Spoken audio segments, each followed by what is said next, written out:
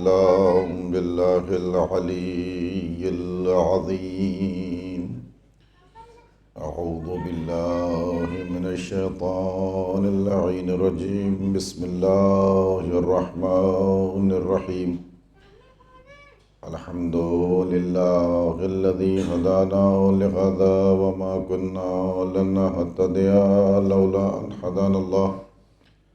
لقد جاءت رسل ربنا بالحق ثم الصلاة والسلام والتحية والإكرام على النبي الأمي المكي المدني القرشي الهاشمي الرسول المسدد المصطفى الأمجد حبيب الله العالمين والشفيع المذنبين ورحمة للعالمين أبي القاسم مصطفى محمد.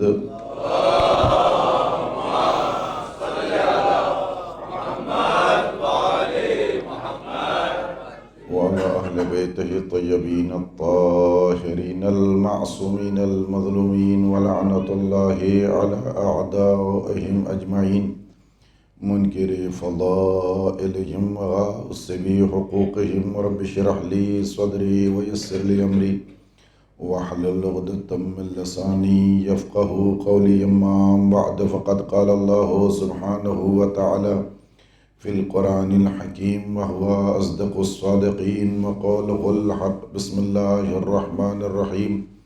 إن الذين قالوا ربنا الله ثم استقاموا تتنزل عليهم ملائكة لا تخافوا ولا تحزنوا وابشروا بالجنة التي كنتم توعدون.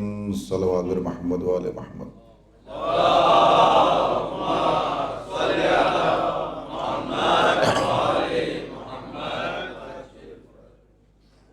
قرآن مجید سورہ مبارک فصلت کی آیت کریمہ تقریباً ایک ہفتے سے اس آیت کریمہ کی تلاوت کا سلسلہ جاری ہے اور سلسلہ کلام اختتام تک پہنچنے کو ہے. یہ عظیم عبادت جس میں ہم سب تذکرہ اہل بیت اطہار علیہ الصلوۃ بالخصوص مصیبت سرکار سید الشہداء علیہ السلام میں مصروف رہے. یہ اللہ کی نگاہ میں عظیم ترین عبادت ہے. امام رضا علیہ السلام کی حدیث ہے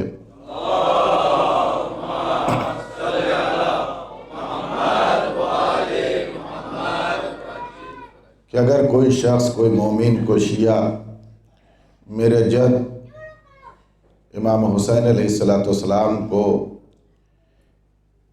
پانی پینے کے بعد یاد کرتا ہے تو خدا بند عالم اسے 1,00,000 نیکیوں کا اجر عطا کرتا ہے. اس سے یہ واضح ہے کہ ہر امام نے اس ذکر کو بہت زیادہ سراہا ہے اور بہت زیادہ اہتمام کیا.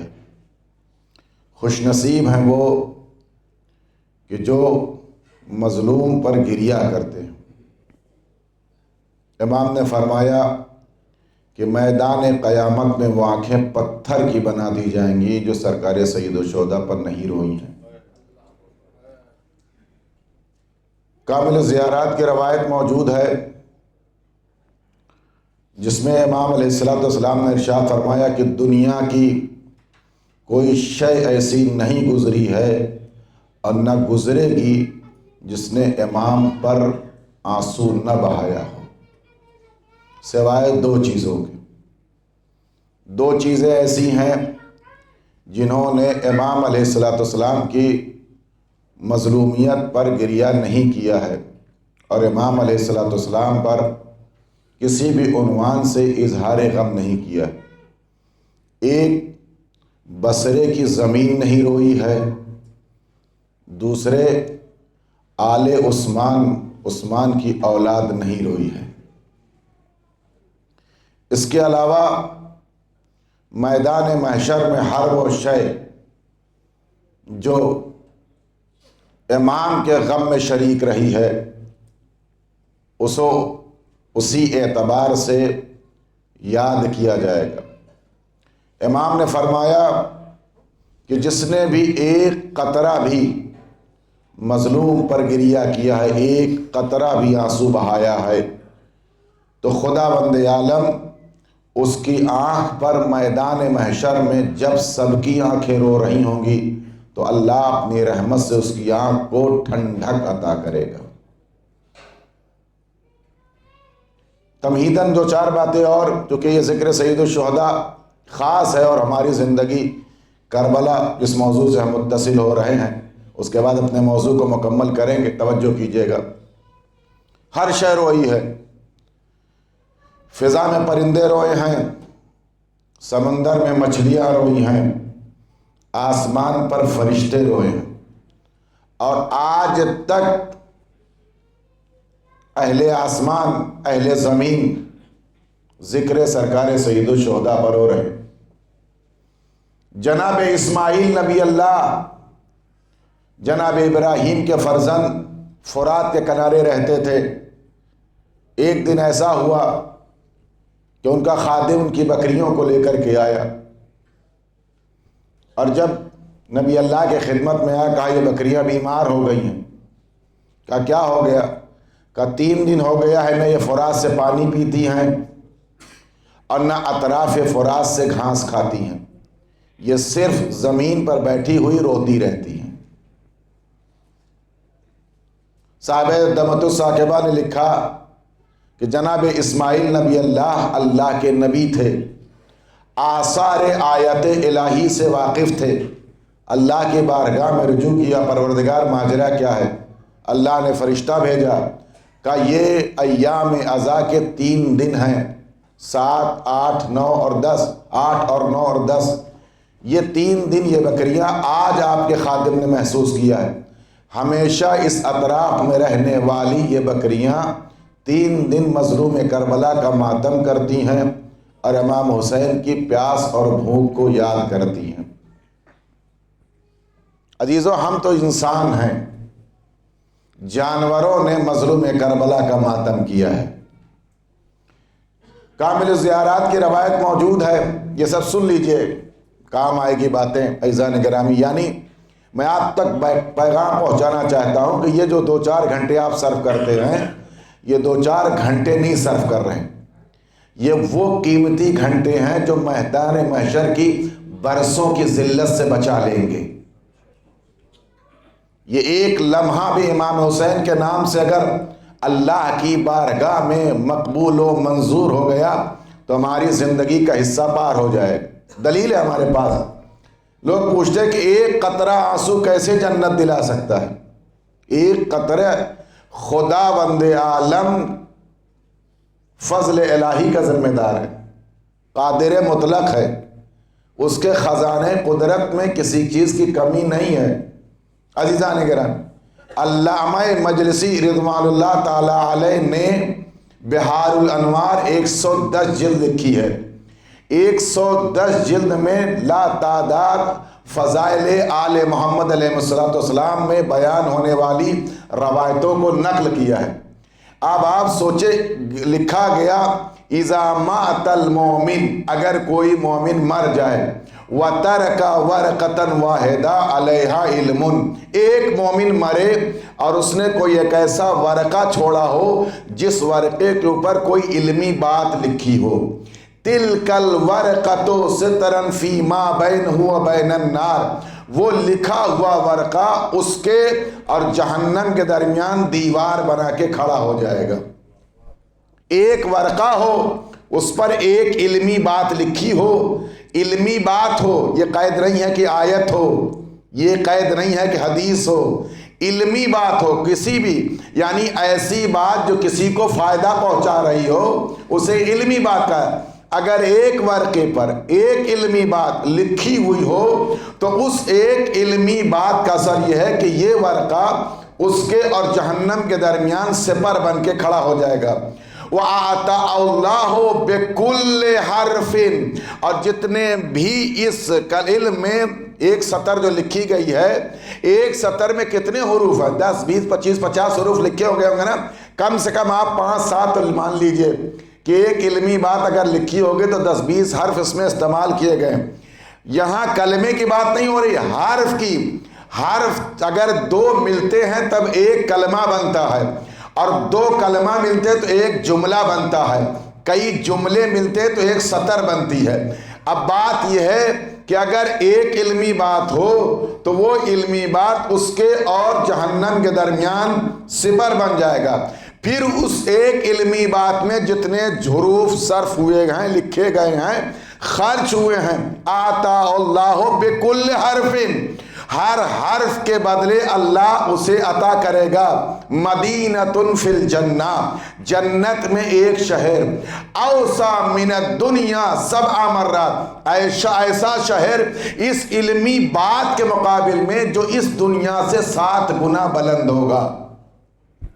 یہ حدیث آپ تک پہنچائیے ذرا، رسول اللہ کی حدیث ہے کہ رسول اللہ نے فرمایا کہ اگر کوئی ایک علمی بات لکھ کر کے مر جائے تو اس کی لکھی ہوئی بات کا اثر یہ ہے کہ اس کے ہر حرف کے بدلے میں اللہ جنت دے گا، اور جنت میں شہر عطا کرے گا، اور وہ شہر اس دنیا سے 7 گنا زیادہ بڑا ہوگا۔ توجہ کیجئے گا، 7 گنا بڑا۔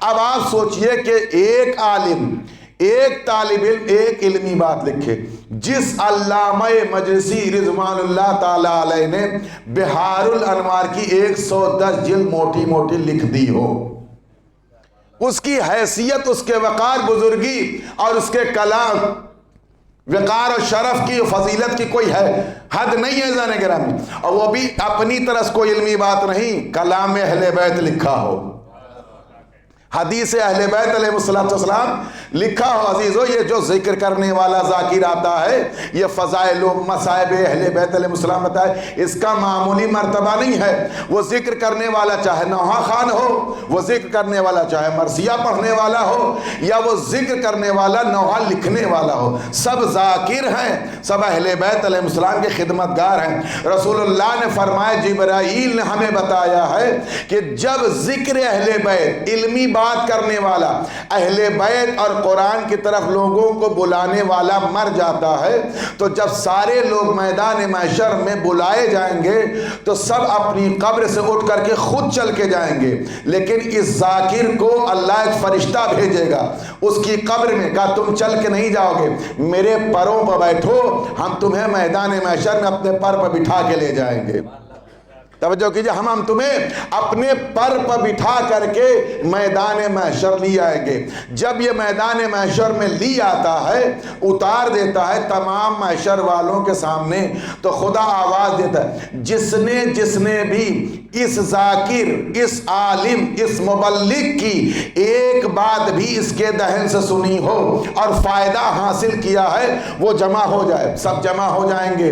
جب سب جمع ہو جائیں گے تو ان شاگردوں اور ان سننے والے سامعین اور تمام عزاداروں اور تمام مومنین کے درمیان اللہ اسے تاج وقار پہنائے گا، جنت کا لباس عطا کرے گا، اور بہت ہی احترام سے جنت میں اس عالم و ذاکر کو داخل کیا جائے گا۔ یہ ہے وہ جو ذکر اہل بیت کرتا ہے۔ اب سنیے، ایک آنسو کی قیمت کیا ہے؟ کہا کچھ نہیں، حیثیت نہیں ہے۔ اب ہمارے یہاں بھی آواز اٹھنے لگی ہے، ایک آنسو سے جنت کیسے مل جائے گی؟ ارے ذرا ہوش کا ناخن کھول لو۔ جس علامہ مجلسی نے بحار الانوار کے علاوہ بہت ساری کتابیں لکھی ہیں، عزیزان گرامی، علامہ مجلسی کے لیے علماء کا بیان ہے کہ زندگی کے حصے کم ہیں، لکھے ہوئے ورقے زیادہ ہیں۔ زندگی کے حصے کم ہیں، لکھے ہوئے ورقے زیادہ ہیں۔ ایسی بھی کتابیں حضرت کی موجود ہیں کہ لکھتے لکھتے سو گئے، صبح ہوئی تو کتاب مکمل ہے۔ یہ کون تھا مکمل کرنے والا؟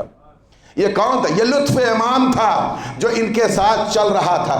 اتنا بڑا عالم، اس سے اللہ نے کہا، علامہ یہ قلعہ تمہارے لیے ہے، جنت میں قلعہ تم کو دے رہا ہوں، جواہرات، یاقوت و زمرد کا بنا ہوا قلعہ اللہ دے رہا، یہ قلعہ تمہارے لیے علامہ، لیکن یہ بتاؤ کہ یہ قلعہ ہم نے تم کو کس نیکی کے بدلے دیا ہے؟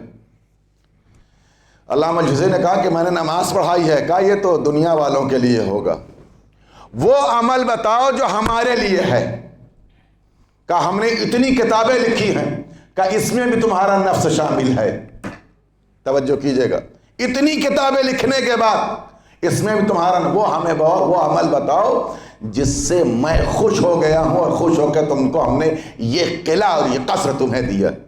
بہت کچھ تک و دو کوشش کے بعد یاد نہ آیا. کہا میں تمہیں بتاتا ہوں. اللہ نے علامہ مجلسی کو عالم خواب میں بیان کیا کہ دیکھو تم فلاں باغ میں بیٹھے قلم سے کتاب لکھ رہے تھے، اور اس زمانے میں وہ پانی والی روشنائی ہوتی تھی جو دوات اور قلم کہا جاتا ہے، ڈبو ڈبو کے لکھا جاتا تھا.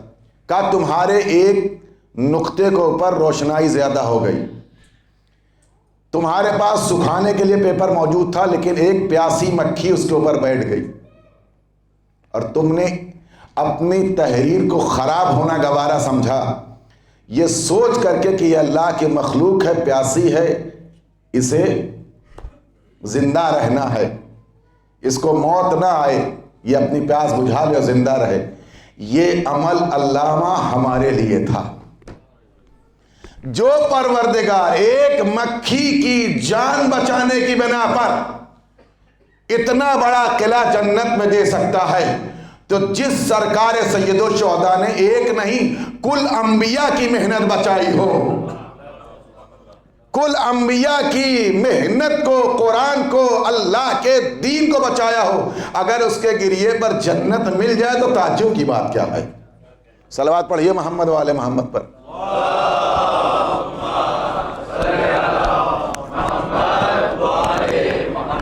لہذا ایک بات یاد رکھیے گا، ذمہ داری کے ساتھ کہہ کے جا رہا ہوں، اہل بیت سے کسی بھی عمل میں کسی کا کوئی کمپیر نہیں ہو سکتا، اس لیے کہ یہ ولی خدا ہیں. اور امامت اتنے جلیل القدر منصب کا معیار اور اللہ کی بارگاہ کا بزرگ ترین وقار ہے، جہاں تک ہم جیسوں کی بساط نہیں ہے کہ پہنچ سکے. عزیزان اگر امامت ہم نہیں سمجھ سکتے، اتنا ہی سمجھ سکتے ہیں جتنا اہل بیت نے ہم کو بتایا ہے، اور اتنا ہی سمجھنے کی ضرورت ہے. ہمیں اپنے جیب سے فضیلت دینے کی ضرورت نہیں ہے. جناب ابو ذر سے، جناب سلمان فارسی سے امیر المومنین نے فرمایا، اے ابو ذر یاد رکھو، ہمیں خدا کی وحدانیت میں نہ رکھنا، اس کے علاوہ جو چاہے تم ہم کو کہو، جو چاہے کہو، لیکن تم کیا کہو گے؟ تم وہی کہو گے جتنا ہم نے تم کو بتایا. آپ غور فرما رہے. یہ عزیزان گرامی، امامت کا سمجھنا آسان نہیں ہے. اہل بیت اطہار علیہ السلام کی فضیلت قرآن قصیدہ لکھتا ہے اہل بیت علیہ السلام کی. تو غرض عزیزان گرامی، اللہ کے یہ خاص نمائندے ہیں جنہوں نے اپنی زندگی کو اللہ کی الوہیت اور اس کی توحید کی بقا کے لیے سب کچھ قربان کر دیا. آپ توجہ کریں کہ امیر المومنین علیہ السلام کی 4 سالہ حکومت جو آپ کی خدمت درج کرنا چاہتا ہوں، لیکن ایک تمہید کے بعد کہ اہل بیت علیہ السلام کو کتنا اللہ نے اہتمام کے ساتھ دنیا میں اتارا ہے. اللہ نور السماوات والارض مثل نورہ کمشکات فیہا مصباح المصباح فی الزجاجہ الزجاجۃ کأنہا کوکب دری یوقد من شجرۃ مبارکۃ زیتونہ، کہ اللہ زمین و آسمان کا نور ہے. زمین و آسمان نور، آج آپ جا کے سرچ کر سکتے ہیں. آج دنیا میں جو کچھ آپ دیکھ رہے ہیں یہ اللہ کے نور کا اثر ہے. اگر اندھیرا ہو جائے، یہاں لائٹ چلی جائے، کچھ نہیں دکھائی دے گا. یعنی اگر کوئی چیز وجود میں دکھائی دے رہا ہے نور کی وجہ سے، یہ کلر اس کی کوئی حیثیت نہیں ہے جو 8-9 کلر بتایا جاتا ہے، کلر نہیں ہے، یہ نور کا اثر ہے جو آپ کو الگ الگ طریقے سے وہ نور عکاسی کر کے آپ کو دکھا رہا ہے. اگر وہ نور نہ ہو تو آپ کو کچھ نہیں نظر آئے گا، کچھ نہیں سمجھ میں آئے گا. اسی لیے اللہ نے کہا اللہ نور السماوات والارض. اس کی 18 تقریباً تعریف کی گئی ہے، جو میرے پاس وقت نہیں کہ میں اس کی وضاحت آپ کو کروں. ایام فاطمیہ کا ایک موضوع ہے جس کے میں اگر کبھی موقع ملا تو آپ کو عرض کروں گا کہ 18 تعریف میں سے نور کی یہ تعریف یہ ہے، ظاہراً بنفس مظہراً لغیرہ. نور کی ابرز تعریف یہ ہے کہ خود بھی روشن ہوتا ہے اور جو اس کے پاس آتا ہے اسے بھی روشن کر دیتا ہے. خود بھی پہچانا جاتا ہے اور جو اس کے پاس آ جائے اسے بھی پہچانا. یہ نور کی تعریف. اس کے علاوہ 17 تعریفیں کسی اور موقع پر، میں جو ایک منزل تک آنا. تو غرض نور اللہ کا زمین و آسمان میں جو کچھ ہے سب اللہ کا نور ہے. اللہ نور السماوات والارض. سورہ نور کی آیت نمبر 33 کا کلمہ ہے ازین. اور اس نور کی تعریف کیا ہے؟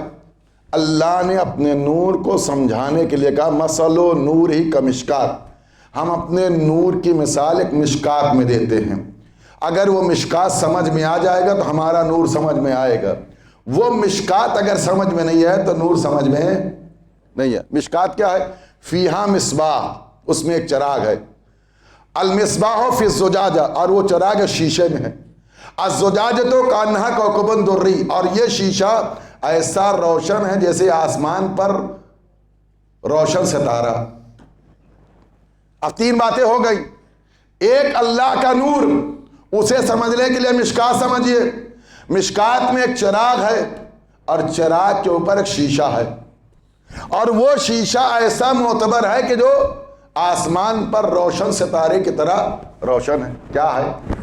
کہ مشکات کے معنی کیا ہیں؟ کہ مشکات کا معنی یہ ہے کہ اگر یہاں لائٹ چلی جائے تو آپ شمع لے آئیں گے. موم بتی جو اپنے کہی جاتی، اس کو کہاں رکھیں گے آپ؟ بالکل بیچوں بیچ میں، تاکہ کونا کونا روشن کیا جا سکے. اگر دیوار کے پیچھے رکھیں گے تو روشنی نہیں آئے گی، پردے کے پیچھے رکھیں گے روشنی نہیں آئے گی. تو ضرورت ہے کہ چراغ کو کہاں رکھا جائے؟ جہاں پر برابر سے چاروں طرف روشنی پہنچائی جا سکے. تو آپ چراغ کو رکھنے کے لیے ایک جگہ بنائیں گے. اس جگہ کو کہتے ہیں مشکات، جس کو ہم عربی میں کہتے ہیں مشکات، اپنے اردو میں کہتے ہیں طاق. جہاں پہلے لیمپ اور لالٹین جلانے کے لیے ایک جگہ بنائی جاتی تھی، یا بڑے بڑے گھروں میں مشعل رکھنے کے لیے ایک جگہ بنائی جاتی تھی جہاں سے کونا کونا روشن ہو جائے، اور بالکل سینٹر پوائنٹ پر رکھا جائے تاکہ برابر سے روشنی پہنچے. اللہ نے کہا کہ میں زمین و آسمان کا نور ہوں، اور میرے نور کی مثال مشکات میں ہے. یعنی مشکات کوئی ایسی جگہ ہے کہ جہاں سے جب نور نکلتا ہے تو زمین بھی روشن ہوتی ہے، آسمان بھی روشن ہوتا ہے. توجہ کیجئے گا اگر بات پہنچے زیزو. اور وہاں پر وہ چراغ جل رہا ہے، اور اس چراغ کے اوپر شیشہ ہے. تو سب سے پہلے چراغ اور شیشہ سے پہلے وہ جگہ تلاش کی جائے جس جگہ کو مشکات کہا جاتا ہے. اور وہ جگہ ایسی ہے کہ جہاں سے برابر سے روشنی پہنچ رہی ہے. عزیزان گرامی، بہت طولانی بات کو پھیلانے سے بہتر یہ کہ ایک جملے میں سمیٹ کے کہوں کہ پروردگار یہ مشکات کیا ہے جس میں چراغ اگر جلے تو برابر سے اپنی روشنی پہنچا دے اور ہر کونے کونے کو روشن کرے اور تیرے نور کم کی مثال کو واضح کر دے. عزیزان گرامی، امام محمد باقر علیہ السلام نے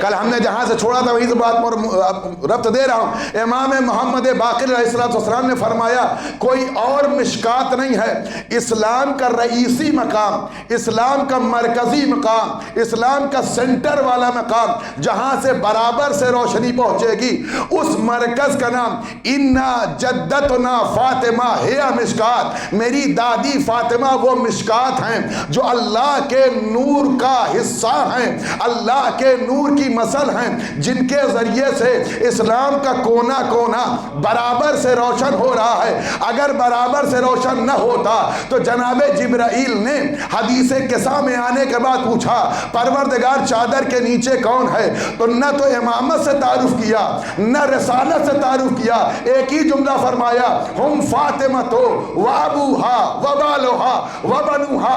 اس میں فاطمہ ہیں، فاطمہ کے بابا، فاطمہ کے بچے، فاطمہ کے شوہر ہیں. یعنی اس کا مطلب یہ ہے کہ اسلام کا کونا کونا اگر روشن ہے تو فاطمہ الزہرا کے ذریعے سے روشن ہے. عزیزان گرامی، امام نے فرمایا میری دادی فاطمہ اسلام کا وہ نور ہے جس نور میں اللہ کے نور کا اثر پایا جاتا ہے، اور یہ نور کونے کونے کو روشن کرتا ہے. اب جا کے قرآن اٹھا کے دیکھ لیجئے، نماز اور سجدوں کو اٹھا دیکھ لیجئے، چاہے نماز میں چلے جائیے، چاہے رکوع کو تلاش کریے، چاہے قرآن کی آیتوں، ہر جگہ آپ کو فاطمہ کی اولاد کا اثر نظر آئے گا. عزیزان گرامی، اگر فاطمہ نہ ہو تو چراغ رکھنے کی جگہ نہیں ملے گی. تو کہا ہے رسول اللہ نے فرمایا کہ اللہ کا نور اس مشکات میں ہے۔ پھر امام نے آگے فرمایا وہ جو چراغ جل رہا ہے اس چراغ سے مراد چراغ نبوت ہے، اور چراغ نبوت کے اوپر جو شیشہ ہے وہ شیشہ ولایت ہے جو اس چراغ کو بجھنے سے بچاتا ہے۔ غور فرمائیں، یہ قیامت تک کا سلسلہ جاری رہے گا۔ میں اپنی بات کو سمیٹ رہا ہوں، یہ قیامت تک جناب سیدہ اسلام کا وہ مرکزی حیثیت رکھتی ہیں جہاں سے اسلام کو برابر سے تعلیم پہنچ رہی ہے، برابر سے نور پہنچ رہا ہے۔ اگر آپ آیت ذی القربہ پڑھیں اس میں جناب سیدہ محبت کا مرکز ہے، آیت تطہیر پڑھیں اس میں طہارت کا مرکز ہے، آیت عصمت پڑھیں اس میں عصمت کا مرکز ہے۔ کہاں کا میں آپ کو خدمت میں گیا ہوں، امام رضا کی طولانی حدیث کسی اور موقع پر میں کہیں آپ کو ذہن کو لے جانا چاہتا ہوں۔ عزیزان گرامی، تو غرض یہ ہے کہ دو چیزیں ہیں، ایک ابتدا میں جناب سیدہ کا وجود اور انتہا میں ولایت کا وجود، درمیان میں نبوت ہے، اور نبوت کا پیغام تم باقی ہے جب ابتدا بھی زندہ ہو اور انتہا بھی زندہ ہو۔ توجہ، جب ابتدا بھی باقی ہو انتہا بھی باقی ہو۔ اچھا، یہ چراغ جل کہاں رہا ہے؟ اسی آیت میں آگے ہوا فی بیوت اذن اللہ وان ترفع ویذکر فیہا ویسبح لہ فیہا بالغدو والآصال۔ یہ چراغ ایک ایسے گھر میں جل رہا ہے جس گھر کے بلند کرنے کا حکم اللہ نے دیا ہے، جس میں صبح و شام اللہ کی تسبیح جاری ہے۔ یہ چراغ وہاں جل رہا ہے۔ لوگوں نے کہا مادی چراغ ہے۔ اگر مادی چراغ ہے جیسے آج کا چراغ، تو پھر وہ گھر بتاؤ جس میں صبح و شام اللہ کی تسبیح ہو رہی ہے، وہ گھر کہاں ہے؟ اور صیغہ مضارع کا استعمال ہے یسبح۔ یسبح کا مطلب یہ ہے کہ تسبیح جاری ہے، رکی نہیں ہے۔ اس کا مطلب جب تسبیح جاری ہے تو کوئی تسبیح پڑھنے والا بھی تو ہے، کوئی تسبیح پڑھنے والا موجود ہے۔ عزیزان گرامی، اگر وہ نہیں ہے تو تسبیح جاری کیسے ہے؟ اور ایک ایسے گھر میں تسبیح ہے جس گھر کے ذکر کو اور دیواروں کو اور حدود کو بلند کرنے کا حکم اللہ نے دیا ہے۔ وہ گھر کس کا گھر ہے؟ مسجد نبوی سجی، صحابہ کرام بیٹھے ہوئے ہیں، سب نے پوچھا یا رسول اللہ وہ گھر کہاں ہے جہاں یہ چراغ جل رہا ہے؟ رسول اللہ نے فرمایا اس گھر سے مراد بیوت الانبیاء ہے، انبیاء کے گھر۔ اگر رسول اللہ یہیں پہ بات کہہ کے روک دیتے تو بات جو ہے نامکمل رہ جاتی، لیکن نگاہ رسالت بہت دور تک دیکھ رہی تھی۔ جیسے ہی پیغمبر اسلام نے فرمایا ان گھروں سے مراد انبیاء کا گھر ہے، تو دو آدمی کھڑے ہو گئے، پہلے اور دوسرے کھڑے ہو کے کہنے لگے، یہ یاد رکھیے چور کی داڑھی میں تنکا نہیں، انہی کو کیا پڑی تھی کھڑے ہونے کے لیے۔ لیکن جس کو مطلب فضیلت سے اگر آپ کو کوئی نئی بات سن لیجیے، ہم ہی کو مل جائے، اگر یہ والا کسی کا جنبہ پایا جاتا ہے سب ہم ہی کو مل جائے، تو پھر غلطیاں بھی بڑی بڑی ہوتی ہیں، اور ایسے نتیجے میں فضیلتیں خود بخود باہر آ جاتی ہیں۔ کھڑے ہو گئے، اشارہ کیا یا رسول اللہ اس میں یہ بیوت الانبیاء میں یہ والا گھر بھی ہے؟ جناب سیدہ اور مولا علی کے گھر کی طرف اشارہ کیا۔ رسالت نے یہ نہیں کہا، پیغمبر اسلام نے فرمایا نام ہے من افاضلہا، ہاں یہ انبیاء کے گھروں میں افضل ترین گھر ہے۔ توجہ کیجئے، ہاں یہ انبیاء کے گھروں میں افضل ترین گھر۔ یا رسول اللہ کہہ دیتے ہاں بس بات تمام تھی، کیا کہنے کے؟ کہا نہیں، اس لیے کہ ہم بھی چلے جائیں گے اور آدم سے لے کے کل انبیاء چلے جائیں گے، لیکن سلسلہ قیامت تک جانے والا ہے۔ ہم نے یہ کہہ دیا کہ یاد رکھو کہ جب تم نے اب سوال کر ہی لیا تو پوچھ لیا، تو جواب یہ ہے کہ نام ہے من افاضلہا، ہاں یہ انبیاء کے گھروں میں سے افضل ترین گھر ہے۔ اب اس کا مطلب صاف واضح ہو گیا کہ جناب آدم کا گھر نہیں ملے گا، جناب نوح کا گھر نہیں ملے گا، جناب ابراہیم کا گھر نہیں ملے گا، جناب عیسیٰ، موسیٰ، یعقوب، یوسف، اسحاق کا کسی کی چوکھٹ ڈیوڑی اب دنیا میں موجود نہیں ہے۔ لیکن قرآن کہہ رہا ہے کہ ایک گھر ایسا ہے جس میں صبح و شام تسبیح جاری ہے، توجہ کیجئے گا، جس میں صبح و شام تسبیح جاری ہے، جس کا مطلب یہ ہے کہ کوئی گھر تو ہے۔ میں کہوں گا پروردگار 1,24,000 پیغمبروں کا گھر موجود نہیں ہے، یہاں تک کہ رسول کا گھر بھی اب قبر بن چکا ہے، وہاں بھی کئی حصوں میں لوگ بٹ گئے ہیں، غیروں کو لا کر کے دفن کر دیا گیا۔ اب مسئلہ ختم ہو گیا، کسی بھی نبی کی چوکھٹ تو زندہ نہیں ہے۔ اب ہم کیسے سمجھیں افاضل ہے کا مطلب کا؟ اسی لیے میں دنیا کے سامنے واضح کر کے جاؤں گا کہ انبیاء کے گھروں میں فاطمہ کا گھر، میری بیٹی کا گھر، میری پارے جگر کا گھر، میری میوہ دل کا گھر، میری آنکھوں کے نور کا گھر، میرے جگر کے حصہ کا گھر، میری جنبہ الہی کے اس حصے کا گھر جو ہیا روح لطی بین جنبے، جو رسالت کی روح ہے، اس روح کا گھر اس طریقے سے بلند ہے کہ 6 مہینے تک آیت تطہیر نازل ہوئی۔ نازل ہونے کے بعد رسول اللہ صحابہ کے ساتھ گئے، جب بھی صحابہ کے پاس واپس آئے تب بھی، مسجد سے نکلے تب بھی، مسجد جانے لگے تب بھی ایک ہی کام ہے، جانے سے پہلے بھی در سیدہ پر، آنے کے بعد بھی در سیدہ پر، اور ایک ہی سلام کیا، اے فاطمہ تم پر سلام، اے علی تم پر سلام، یہ نہیں بلکہ فرمایا السلام علیکم یا اہل بیت النبوت، اے اہل بیت نبوت تم پر سلام۔ نبی نہیں کہا، نبوت کہا ہے، یعنی کہہ کے بتا دیا اب نہ آدم کا گھر ڈھونڈنا، نہ نوح کا گھر ڈھونڈنا۔ صلوات پڑھیے محمد و آل محمد پر۔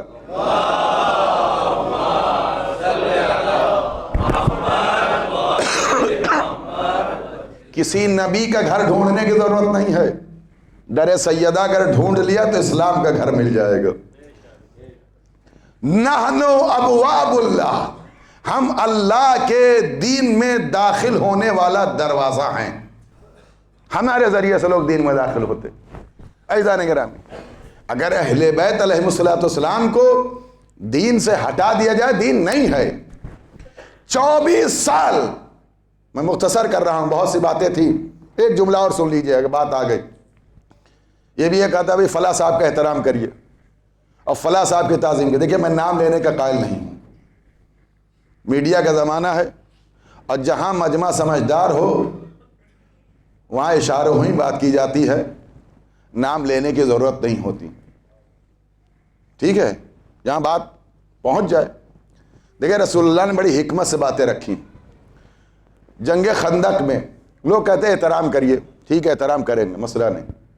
آپ قانون، ہمارا قانون یہ ہے من یطیع اللہ ورسولہ فقد فاز فوزا عظیما۔ قرآن یہ کہہ رہا ہے کہ جو اللہ اور رسول کی اطاعت کرتا ہے وہی کامیاب ہے۔ تو معیار کامیابی کیا ہے؟ اللہ کی اطاعت۔ تو ہم جو بھی کوئی کام کریں تو یہ دیکھیں کہ رسول راضی ہے نہیں، چاہے تبرے کا مسئلہ ہو، چاہے تولے کا مسئلہ ہو، چاہے اصول کا مسئلہ ہو، چاہے فروع کا، ہمارا معیار کیا ہے؟ رسول اللہ، پیغمبر اسلام کی تعلیم۔ اگر اس پر ہم اترتے ہیں ہمارا عمل تو قبول ہے، نہیں اترتے تو اب ہمیں دیکھنا کہ رسول اللہ نے بھی احترام کیا نہیں کیا۔ اگر رسول اللہ نے احترام کیا تو ہم بھی کریں گے، اگر رسول اللہ نے احترام نہیں کیا تو بالکل نہیں کریں گے۔ نہیں، جنگ خندق، کھودی گئی خندق، اس طرف رسول اللہ کا لشکر ہے اور ادھر کفار و مشرکین، اور یہ واحد جنگ ہے جس میں رسول اللہ کے جتنے دشمن تھے سب اکٹھا ہو گئے تھے۔ اسی لیے رسول اللہ نے فرمایا کون ہے آج جو کل کفر کے مقابل میں جائے گا؟ اور جب مولا علی جانے لگے تو یہی فرمایا آج علی، آج کل ایمان کل کفر کے مقابل میں جا رہا ہے۔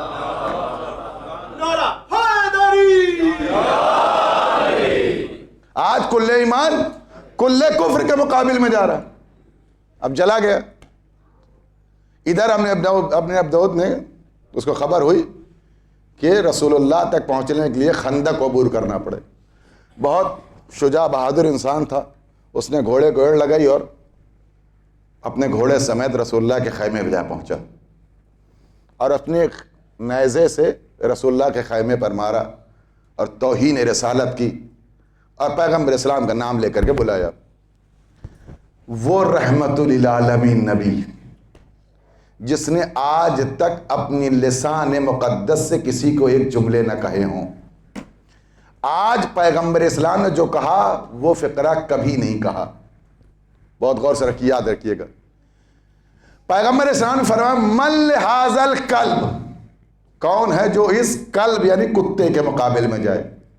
زبان لسان مقدس رسول کی زبان ہے، اور آیت کہتی ہے ما ینطق عن الہوی ان ہوا الا وحی یوحی، رسول بولتے ہی نہیں مگر ایک وحی کے بغیر، جب تک وحی نہ جائے. اس کا مطلب من لہذا الکلب بغیر اللہ کی رضا کے رسول نے نہیں کہا. توجہ، بغیر اللہ کی مرضی کے رسول اللہ نے نہیں کہا. اور یہ ممکن ہی نہیں کہ اللہ بغیر رسول اللہ بغیر اللہ کی مرضی کی کوئی بات کہہ دے. اس کا مطلب اس جملے میں اللہ کی رضا شریک ہے. من لہذا الکلب، یا رسول اللہ کیوں؟ جنگ احد میں پیغمبر اسلام پر ڈائریکٹ حملہ ہوا اور دانت شہید ہو گیا. رسول اللہ نے یہ نہیں کہا من لہذا الکلب، یعنی پیغمبر اسلام کو زخمی کرنے والا اگر کوئی کافر ہے تو اس کے لیے فقرہ پیغمبر اسلام نے نہیں کہا.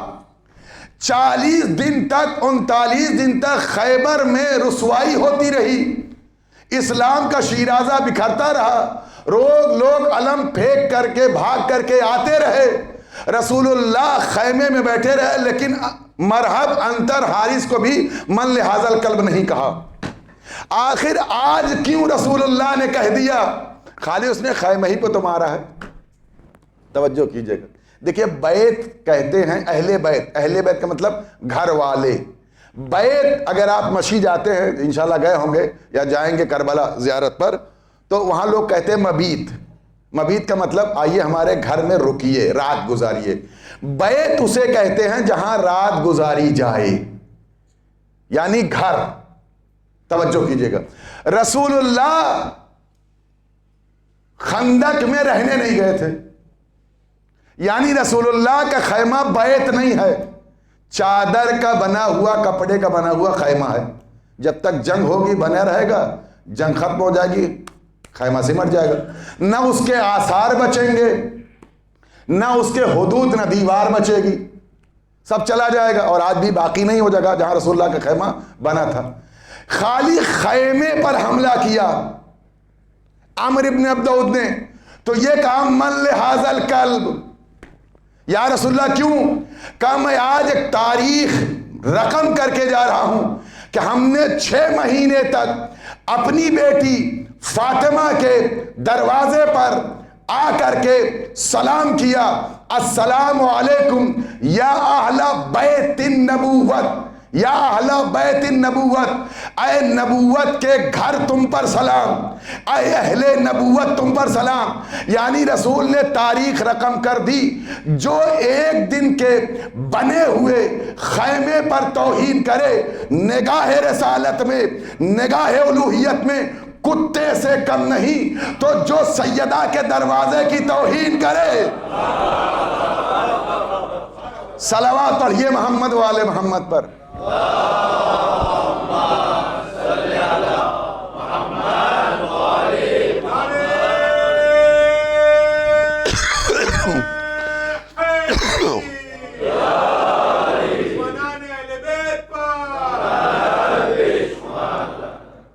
غور فرمایا اپنے ذہن میں. یہ قانون ہے کہ اہل بیت کو اللہ نے اور رسول نے اس معیار پر خلق کیا ہے اور ایسی فضیلتیں بیان کی ہیں جہاں پر کسی کو نہیں لایا جا سکتا. اور جو بھی ان سے ٹکرائے گا وہ قرآن کی نگاہ میں، رسالت کی نگاہ میں، اللہ کی نگاہ میں وہ دین سے خارج شمار کیا جائے گا. میں بات کو سمیٹ رہا ہوں اور انشاءاللہ وقت اب کم رہ گیا ہے، جو باتیں آپ تک پہنچانی ہیں پہنچ جائیں. عزیزان گرامی، تو رسول اللہ کے بعد وہ چراغ، جو چراغ مشکات میں جل رہا ہے، اس چراغ کے ذمہ دار امامت ہے، جو دین کو اس منزل تک لے کے جائے گی جس منزل تک لے جانے کا حق ہے. اسی لیے یہ فی بیوتن سے مراد اہل بیت کا گھر ہے. اور سوال ہے کہ اب بھی گھر باقی ہے؟ جی، جب اہل بیت کا وارث باقی ہے تو اس گھر کے آثار بھی باقی ہیں، اور تسبیح آج تک جاری ہے. یہی وجہ ہے قرآن کی کوئی آیت اہل بیت کی فضیلت سے خالی نہیں ہے. یہ آیت دلیل ہے کہ پردے غیب میں ہمارا وارث موجود ہے. عزیزان گرامی، تو امام المومنین علیہ السلام. لیکن افسوس کہ ایک لمبی تاریخ ہے کسی اور موقع پر کہ دشمن کی جو سازش تھی وہ یہ تھی کہ ایک جملے میں سنتے چلیے کہ جو ہے وہ بعد رسالت کیا کرنا ہے. یہ ایک اگر کسی نے پڑھی ہو کتاب جناب المعدہ کے بعد ایک کتاب ہے البلاغ المبین، جسٹس مرزا سلطان کی کتاب ہے. اس کو کوئی پڑھے بہت اچھا سمجھ میں آ جائے گا کہ اسلام کے ساتھ اور رسول اللہ کے ساتھ ان کی تعلیم کے ساتھ سازش کیا کی گئی ہے. وہ ایک الگ موضوع کسی اور موقع پر. وہ سازش یہودیوں سے مل کر کے کی گئی، جو آج تک وہ سازش جاری ہے. آج تک وہ جاری ہے سازش. ابھی جو کچھ بھی ایران یا دیگر ممالک کے ساتھ جو رہا اس میں یہود اور دیگر جو مسلمانوں کا ایک دھڑا ہے وہ شریک ہے. اس کی تاریخ ہسٹری اگر آپ پڑھنا چاہیں تو پڑھ سکتے ہیں. اس موضوع میں جانا نہیں چاہتا. غرض عزیزان کرام، یہ پہلا یہ تھا کہ رسول اللہ کی آنکھ بند ہوتے پہلا کام یہ کرنا ہے کہ حدیث رسول پر پابندی عائد کر دینا. رسول اللہ کے حدیث پر پابندی عائد کر دی گئی. سن 11 ہجری سے لے کے 95 ہجری تک رسول اللہ کی حدیث کو بیان کرنا یہ جرم تھا. جو بیان کرتا تھا اسے جیل میں ڈال دیا جاتا تھا. جناب ابو ذر کو، جناب سعید کو، جناب ابو دردہ کو اور دیگر صحابہ کرام جو رسول اللہ کی حدیث بیان کرتے سب کو جیل میں ڈال دیا گیا. کوئی رسول اللہ کی حدیث بیان نہ کرے. کیوں کہ اس لیے اگر حدیث بیان کی جائے گی تو فضیلت اہل بیت بیان ہوگی، لوگ اہل بیت سے قریب ہو گئے. اس لیے قرآن پڑھو اور قرآن ہی کافی ہے. یہ اسی زمانے کا نعرہ ہے، اس میں ہم جانا نہیں چاہتے. دوسرا کیا ہے؟ اہل دو چیزیں ہیں کسی سے قریب ہونے کے لیے. یا تو کسی انسان کی نالج، اس کی جانکاری، اس کا علم لوگوں سے قریب کرتا ہے، اور یا تو اس کا پیسہ اسے قریب کرتا ہے. دونوں طریقے سے اہل بیت کو کمزور کرنے کی کوشش کی گئی. 95 ہجری تک رسول اللہ کی حدیث پر پابندی تھی، یہ علم پر پابندی لگا دی گئی. دوسرا کیا کیا گیا؟ کہا اہل بیت کو مالی اعتبار سے کمزور کر دو. رسول اللہ سب دے گئے تھے، اپنا علم بھی دے گئے تھے اور وراثت میں فدق دے کے گئے تھے. فدق چھین لو، اہل بیت جو ہے مالی طور سے کمزور ہو جائیں. یہ پورا 56 ممالک کا آپ کا افریقہ یہ جناب سیدہ کے فدق میں شامل ہے. 7ویں امام سے جب اس نے مانگا تھا، ہارون رشید نے کہا آپ مانگیے ہم آپ کو دے دیں گے فدق. امام نے کہا تم کیا، تمہارے خاندان والے نہیں دے سکتے، تم کیا دے دو گے؟ اور یہ بات یہیں رہنے دو. کہا نہیں آپ مانگیے تو صحیح. امام نے جب حدود اربع گنایا اس نے کہا کہ ہماری حکومت کا حصہ بچتا ہی کیا ہے. یہ پورا افریقہ، اردن، جارڈن، یہ سب بحر یوسف سب کے سب جناب سیدہ کے مہر میں شامل ہے اور فدق میں شامل ہے. ایزان کرے تو مالی اعتبار سے کمزور کر دیا گیا، اور کس اعتبار سے؟ علم کے اعتبار سے کوئی پہنچنے نہ پائے. لیکن 4 سال دیکھیں 24 سال یہ کام کیا گیا. 24 سال کے بعد تھک کر کے جو امت مولا علی کے پاس آئی، یا علی اب یہ حکومت لے لیجئے. امام نے کہا ایک شرط پر لیں گے. کہا کیا؟ کہ میں سیرت رسول پر عمل کروں گا، فلاں فلاں کی سیرت پر نہیں عمل کروں گا. امام نے 24 سالہ کی حکومت کو تالا مار دیا ایک جملے میں. اس کی کوئی حیثیت نہیں ہے ہمارے نزدیک. زخرف ہے، کوڑا ہے، کچھ نہیں اس میں. اور تم سمجھتے ہو، صحابہ کھڑے، تم جانتے ہو کہ اگر یہ تم سمجھ رہے ہو کہ مجھے لالچ ہے تو یہ بکری اس کے ناک سے جو پانی گر رہا ہے اتنی بھی حیثیت علی کی نگاہ میں اس کی نہیں ہے. کہاں بیٹھے عزیزو؟ اتنی بھی حیثیت اس کی نگاہ میں نہیں ہے. تمہیں معلوم ہے میری جوتیوں کے لگے ہوئے ٹانکے کی حیثیت اور ہے. تمہیں معلوم ہے میں کون ہوں؟ اس کی حیثیت ہمارے نزدیک نہیں ہے، اور میں اپنے اعتبار سے حکومت کروں گا. ایک جملہ سنیے عزیزو، اگر وقت زیادہ ہو جائے معاف کریے. امیر المومنین نے حکومت سجائی. جناب مولا ابن خنیس کو خط لکھا بصرہ، جاؤ تم گورنر ہو، کھیت میں کام کر رہے. بیٹے نے کہا بابا اتنی غربت ہے کہ پیر میں چپل نہیں ہے، اب تو گورنر ہو گئے ہو ایک جوتا دلا دینا. پلٹ کے جناب مولا نے کہا میں کسی دنیا دار کا حاکم نہیں ہوں، امیر المومنین کا خادم ہوں. مجھ سے یہ امید نہ رکھنا جتنا علی دیں گے بس. عزیزان کرام، حکومت امیر المومنین کا اثر کیا ہے؟ امام نے فوج سجائی، اپنے خاندان فوجیوں کو بلایا، کہا جاؤ آج سے ٹیکس اصولو. ٹیکس اس زمانے میں وصولا جاتا تھا۔ اس زمانے کے ٹیکس کا وصولی کا اثر یہ تھا کہ لوگ جب جن کے ہاں بھیڑ بکریاں ہوتی ہیں ان کے ہاں زکوٰۃ وصول ہو جاتا ہے۔ زکوٰۃ کا قانون یہ ہے کہ اگر سال بھر کا چارہ اللہ کی بارش کے پانی سے کھایا ہے تو زکوٰۃ کا نصاب کچھ اور ہوتا ہے، اگر کچھ آپ نے بھی کھلایا ہے اور زمین کی گھاس بھی چر کر کے تیار ہوئی تو اس کا زکوٰۃ کا حصہ کچھ اور ہوتا ہے۔ پہلے یہ 24 سال حکومت کا اثر یہ تھا کہ فوجی جاتے تھے، اپنی پسند کے جو موٹی بھیڑیں ہوتی تھی لے لیتے تھے، اور جس کی بھیڑیں وہ ہوتی تھی اسے اختیار نہیں ہوتا، مجبور کر دیتے تھے۔ مولانا کا یہ قانون بند، ختم۔ جس نے اس کو چرا کر کے تیار کر کے زحمت کر کے اس منزل تک پہنچا ہے، جو اس کا مالک ہے اسے اختیار ہے، اسے مجبور نہیں کرو گے۔ اس لیے کہ علی کی حکومت مجبوروں کے لیے نہیں ہے، کہ خبردار کوئی فوجی کسی بھی غلابان کو، کسی بھی جانور کے رکھوالے کو مجبور نہیں کرے گا۔ اور دوسرا کام سنیے، نگاہ امیر المومنین سنیے، عزیزان گرامی، امام نے فرمایا جاؤ اور دور دور سے لوگ زکوٰۃ لے کر کے بکریوں، پہلے ٹرک اور یہ دیگر وسائل نہیں تھے، ایسے زمین پر چرا کے ہانکتے ہوئے جانور کو لایا جا سکتا تھا، مدینے لاتے تھے، 50 کلومیٹر، 80 کلومیٹر، 100 کلومیٹر، 200 کلومیٹر دور سے زکوٰۃ آتا تھا۔ امام نے فرمایا خبردار میرے فوجیوں، جب ان بکریوں کو لے کے چلنا تو ان پر چلنے کے لیے چھڑی نہیں اٹھانا، جب یہ چلتے ہوئے سائے میں تھک کے بیٹھ جائیں تو ان کو چلنے پر مجبور نہیں کرنا، اگر یہ پیاسے ہو کے دریا میں پانی پینے کے لیے اتر جائیں تو انہیں اتنی دیر چھوڑ دینا جب 3 مرتبہ پانی پی کر کے سر اٹھا لیں، اور جب یہ اپنی مرضی سے چلیں تو اپنی مرضی سے چلنے دینا، انہیں جلدی لانے کی جرأت نہ کرنا، اور خبردار وہ راستہ نہ اپنانا جس راستے پر پانی اور گھاس موجود نہ ہو۔ 2 دن بعد صحیح آؤ، تاخیر میں صحیح، دیر میں صحیح، لیکن اس راستے کو اپنانا جس راستے پر پانی اور گھاس موجود ہو۔ یہ امامت تھی جو رسول اللہ سے اس امامت کو متصل کر رہی تھی۔ رسول اللہ کی سواری کا نام ہے ناقہ عزبہ۔ ناقہ عزبہ وہ ہے جب یہ باہر نکلتی تھی تو گھاس اس سے کہتی تھی اے اللہ کے رسول مجھے توجہ کیجئے، مجھے چر لیجئے، آپ اللہ کی سواری ہیں۔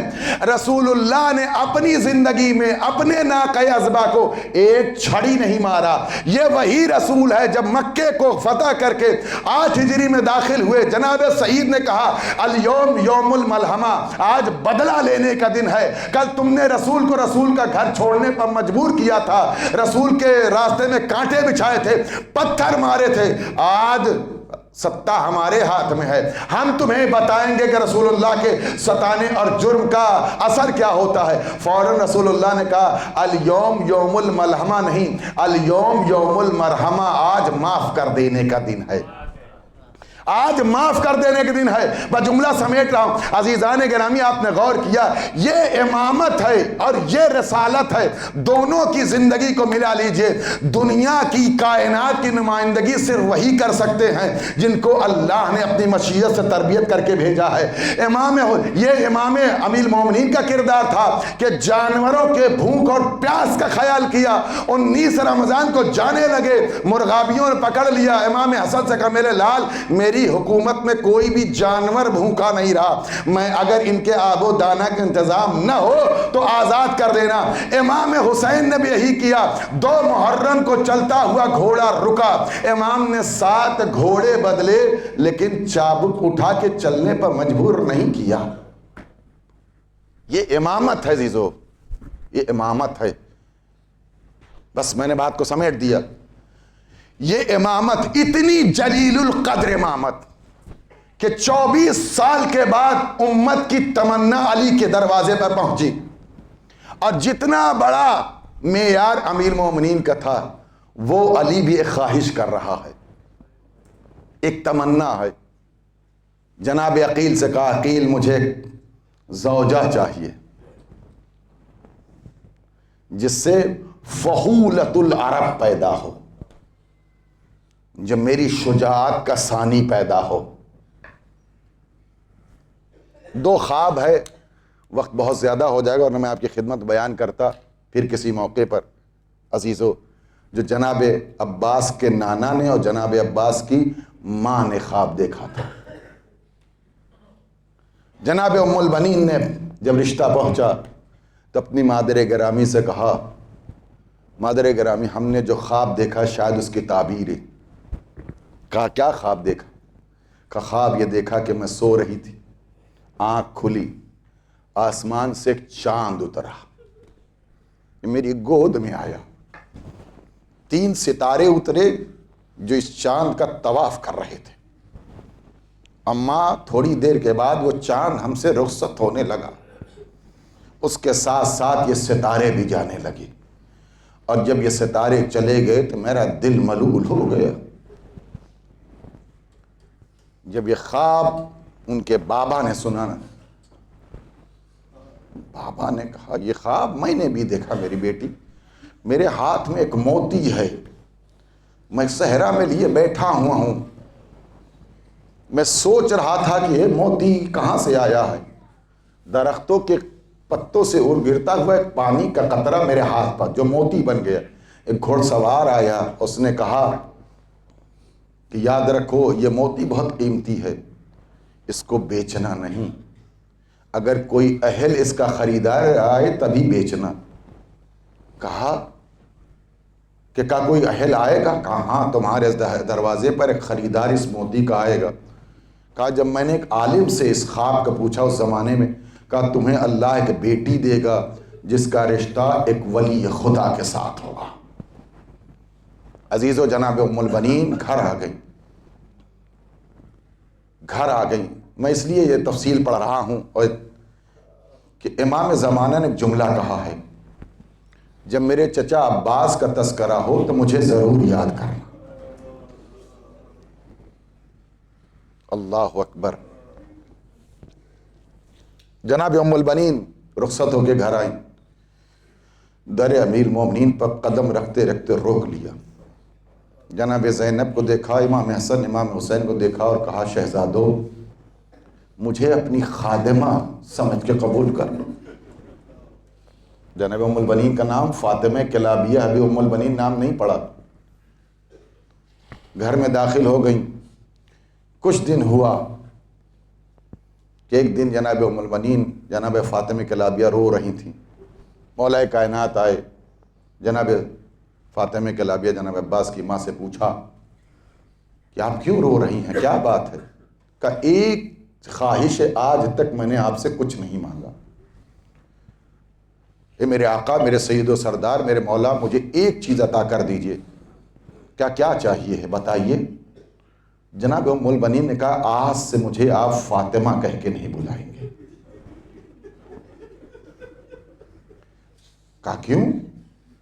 کہ اس لیے کہ جب آپ فاطمہ کہہ کے بلاتے ہیں تو ان شہزادوں کو ان کی ماں فاطمہ یاد آ جاتی ہے۔ مجھے برداشت نہیں ان بچوں کے آنکھوں میں آنسو چھلک جائے۔ اللہ اکبر، یہ قربانی۔ اس وقت امیر المومنین نے یہ نام رکھا انت ام البنین، اے فاطمہ آج سے تم ام البنین ہو، یعنی ان بچوں کی ماں ہو۔ یہ تربیت تھی فاطمہ کلابیہ سلام اللہ علیہ کی، اور یہی تربیت جناب عباس کو دی۔ جناب عباس سے ہمیشہ کہا میرے لال ہم اس گھر میں کنیز بن کے آئے ہیں، حسین تمہارا آقا ہے بھائی نہیں ہے، زینب تمہاری شہزادی ہے بہن نہیں ہے، کبھی ایسا نہ ہو کہ تمہارا آقا تمہیں بلائے اور تم مدد کے لیے حاضر نہ رہو۔ عزیزو علماء بیان کرتے ہیں کہ ایک دن امام حسن امام حسین بیٹھے ہیں، امام حسین نے مولا علی سے کہا بابا مجھے پیاس لگی ہے۔ یہ خبر یہ آواز جناب عباس کے کانوں سے ٹکرائی، دوڑے ہوئے مادر گرامی کے پاس ہے، اماں میرا مشکیزہ کہاں ہے؟ یا اماں مجھے جلدی پانی دے دے۔ بیٹا اتنی عجلت میں چیز جلدی کیوں مانگ رہے ہو؟ کہا میرا آقا حسین پیاسا ہے۔ عزیزو دل کھول کے روک لیجئے، ایسے مظلوم کا تذکرہ میں آپ کی خدمت میں کر رہا ہوں۔ ننھی سی مشک جناب ام البنین نے تر کی، بیٹے کے سر مبارک پر رکھا، خوشی خوشی دوڑتے ہوئے بابا کی جانب بڑھے۔ یہ منظر دیکھ کر کے مولا علی رونے لگے۔ دونوں بازو جو ہے پانی سے تر ہو رہے تھے۔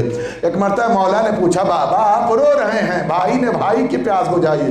کہا جو منظر میں دیکھ رہا ہوں، اللہ اکبر، آج یہ بازو پانی سے تر ہو گئے، میرا بیٹا لے کر کے آیا ہے میرے لال کی پیاس بجھانے کے لیے، کہ مقتل میں اس کے یہی دونوں بازو قلم کر دیے جائیں۔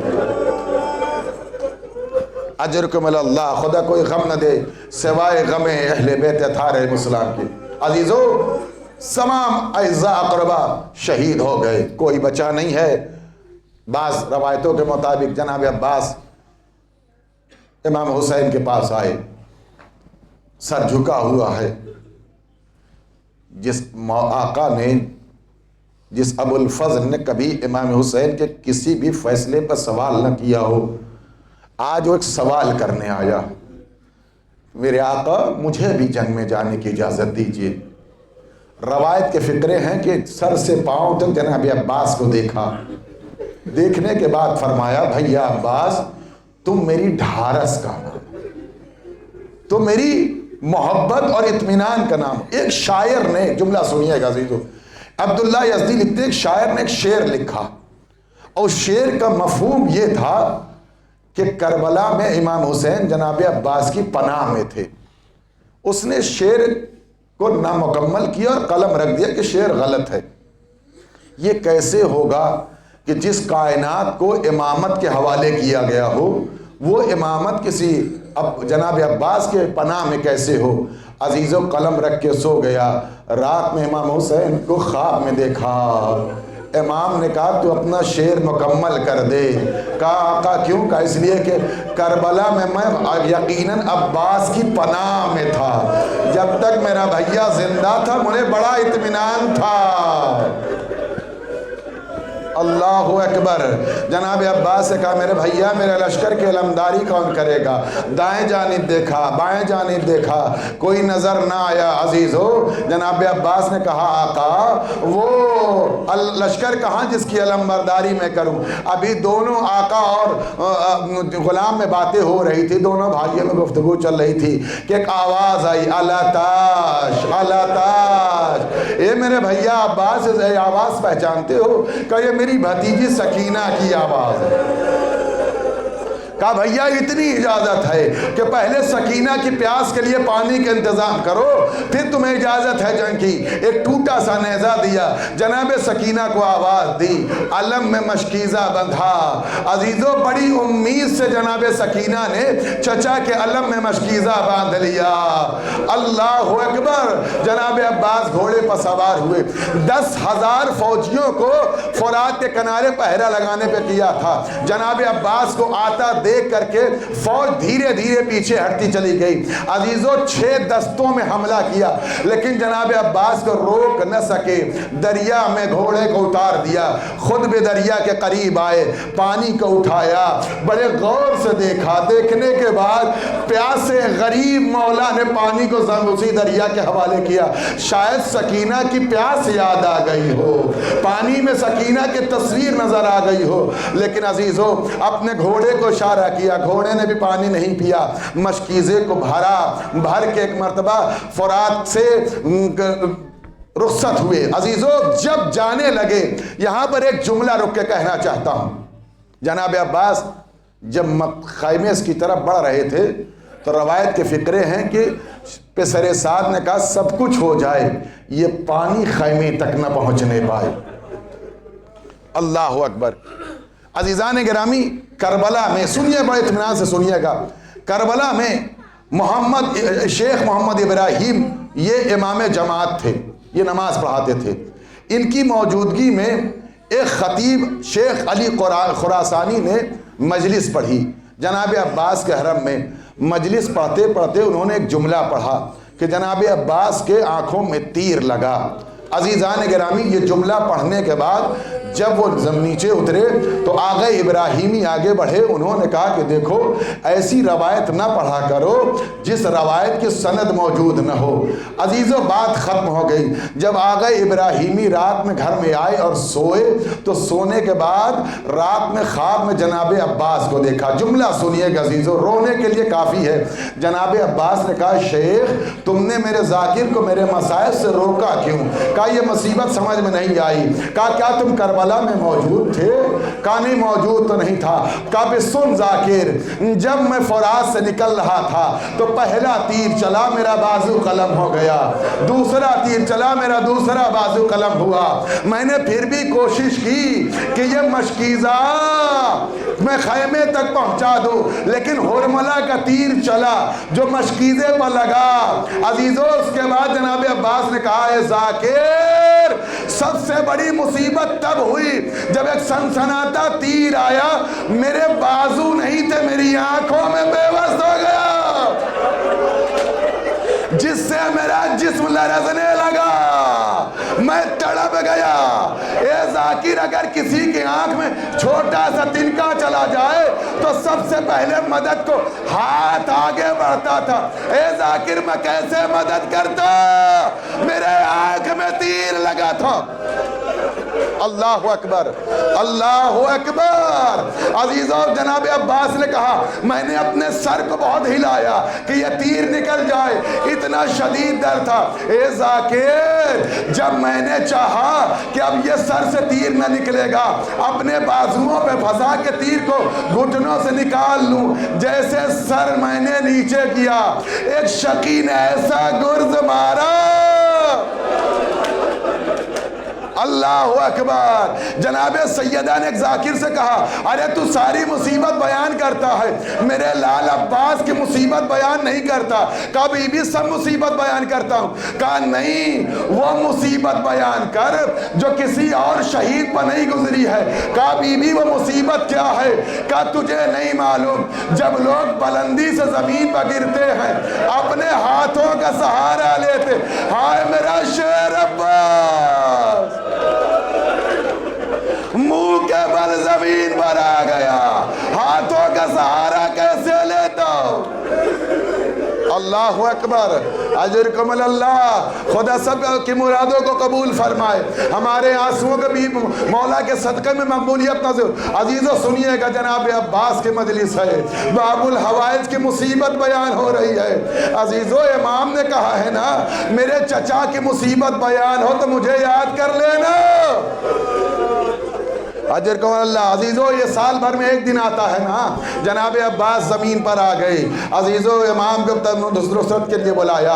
حمید ابن مسلم کہتا ہے حسین کی آنکھیں جا چکی تھی علی اکبر کی شہادت میں، کمر کو پکڑ لیا، آواز دی یا اخی علال انکسر ظہری القلب، اے میرے بھائیا میری کمر ٹوٹ گئی۔ حسین چلے۔ حمید ابن مسلم کہتا ہے کہ 3 مرتبہ حسین گرے، ایک مرتبہ گرے کچھ اٹھایا، پھر گرے پھر کچھ اٹھایا، پھر گرے کچھ اٹھایا۔ ہاں عزیزان گرامی، میں نے قریب جا کے دیکھا مظلوم امام کے ہاتھوں میں جب پہلی مرتبہ گرے تو جناب عباس کا پہلا بازو اٹھایا، دوسری مرتبہ گرے تو دوسرا بازو گرا، اب جو تیسری مرتبہ گرے حسین سے اٹھا نہ گیا، ایک چیز اٹھائی کلیجے سے لگا دیا۔ وہ کیا تھا؟ کہا کچھ اور نہ تھا، جب آنکھ میں تیر لگا تو جناب عباس نے جلدی سے آنکھ کو بچانا چاہا، امامہ خون میں آلود زمین پر گر گیا۔ حسین نے امامہ اٹھایا، اے میرے بھائی عباس، اللہ اکبر۔ جناب عباس کے قریب آئے، جناب عباس سے تمام وصیتیں ہونے لگی۔ جب جنازے کو اٹھا کے لے جانے لگے تو صاحب ارباب مقاتل لکھتے، سردار کربلا لکھا کہ جناب عباس نے کہا میرے آقا کہاں لے جا رہے ہیں؟ کہا بھائیا آپ کے جنازے کو خیمے لے جا رہا ہوں۔ کہا نہیں آقا میری ایک گزارش ہے، میرے جنازے کو یہیں چھوڑ دیجئے، نہ لے جائیے میرے مولا۔ کہا کیوں؟ کہا آقا میں سکینہ سے وعدہ کر کے آیا تھا، اگر میری بھتیجی پیاسی پوچھ لے گی اللہ اللہ اکبر. حسین کے لیے بڑی سخت مصیبت تھی. اب تک جب خیمے آئے تو کسی نہ کسی شہید کا اٹھا کے لے آئے. بیویاں انتظار میں ہیں. حسین خالی ہاتھ واپس آ رہے. علم ہاتھ میں ہے, آتا ہوا علم. عزیزو آتا ہوا علم. جناب سکینہ نے دیکھا. دیکھنے کے بعد کہا اے بچوں آؤ آؤ, میرا چچا پانی لے کر کے آ رہا. اے بچوں آؤ آؤ, میرا چچا پانی لے کر کے آ رہا ہے. چھوٹے چھوٹے بچے مشکیزے کے ساتھ ساتھ کوزہ لے کر کے آ گئے. سکینہ کا چچا آ رہا ہے. اب جو علم آیا, عباس نہ آئے. سکینہ کے ہاتھ سے کوزہ چھوٹ گیا. علم آ رہا تھا. سکینہ نے بچوں سے کہا اے بچوں مجھے معاف کر دینا, ارے میرا چچا پانی لینے گیا تھا واپس نہ آیا. اے بابا چچا سے کہہ دیجئے سکینہ پانی نہ مانگے گی. آج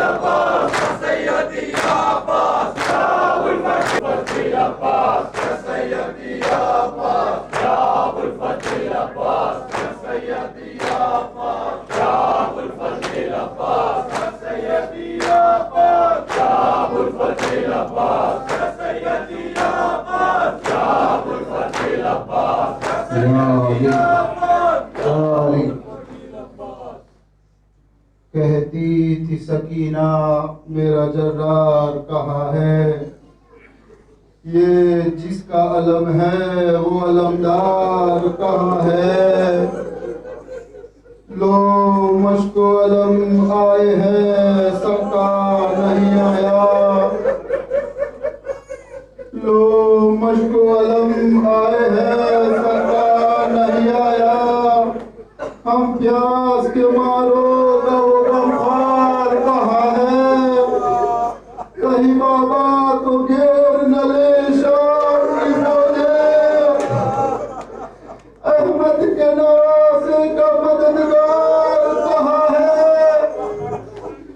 ظالم نے میرے گالوں میں مارے ہیں تماچے، ظالم نے میرے گالوں پہ مارے ہیں تماچے، لوگوں میرا پاس علمدار کہاں ہے یا سیدی آباد،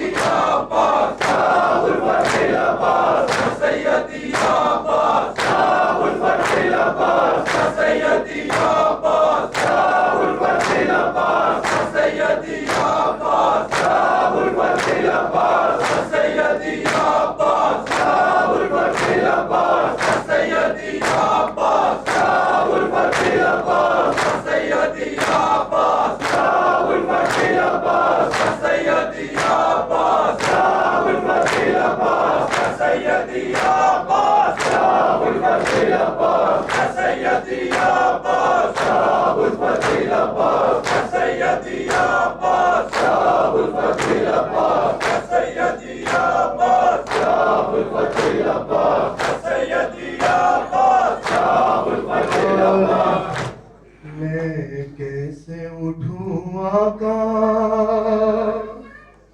میرے ہاتھ نہیں ہے، میرے ہاتھ نہیں ہے، ارے آقا یہ غلامی کا صلہ کیسا دیا ہے، ارے کس پیارے سے سر آپ نے جانوں پہ رکھا ہے، ارے اٹھ کر سلام کرتا میرے ہاتھ نہیں ہے، میرے ہاتھ نہیں ہے، ارے دل روتا ہے مرتے ہوئے، کیا بے ادبی ہے، ارے جس ہاتھوں کے کٹنے سے کمر شیخی ٹوٹی ہے، ارے سیدھی نہیں کر سکتا میرے ہاتھ نہیں ہے، میرے ہاتھ نہیں ہے، ارے گودی میں سکینہ کو، ارے گودی میں سکینہ کو اٹھاؤں گا میں کیسے، ارے کس طرح نبھاؤں گا غلامی کے طریقے، ارے یہ کم تو نہیں صدمہ میرے ہاتھ نہیں ہے، میرے ہاتھ نہیں ہے، کہ جب جی سے کی طرف آنے لگا مولا، ارے نہ کوئی مددگار تھا نہ کوئی سہارا، ارے اس وقت خیال آیا میرے ہاتھ نہیں ہے، میرے ہاتھ نہیں ہے، یا سید یا بادشاہ ابوالفتح العباس، یا سید یا بادشاہ ابوالفتح العباس، یا سید یا بادشاہ ابوالفتح العباس، یا سید یا بادشاہ ابوالفتح العباس، یا سید یا بادشاہ ابوالفتح العباس، یا سید یا بادشاہ ابوالفتح العباس، یا سید یا